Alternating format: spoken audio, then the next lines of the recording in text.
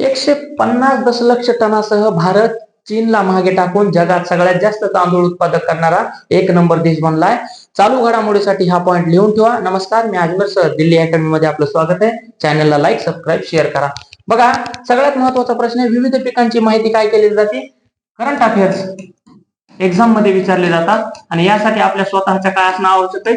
Notes असणं आवश्यक आहे, जेणेकरून परीक्षेच्या अगोदर क्विक रिव्हिजन करता येईल. तर या ठिकाणी बघा, तर भारताचं उत्पन्न किती आहे? 150.18 दशलक्ष टन हे आहे भारताचं उत्पन्न. चायनाचं किती आहे? चीनला बघा, चीनचं उत्पादन किती आहे? 145.28 दशलक्ष टन. तर ही जी माहिती दिलेली आहे, कुणी दिलेली आहे? तर ही माहिती दिलेली आहे कृषी मंत्री शिवराज सिंग यांनी. कुठं? नवी दिल्ली या ठिकाणी. कोणता कार्यक्रम होता? तर ICR या संघटना म्हणजे कृषीच्या सगळ्या पिकांना मान्यता देण्याची संघटना काम करते.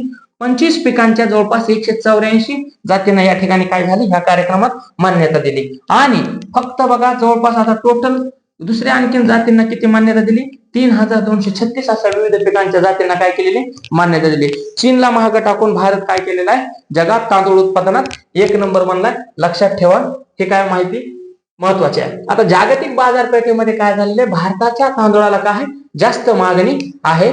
लक्षात ठेवा. धन्यवाद.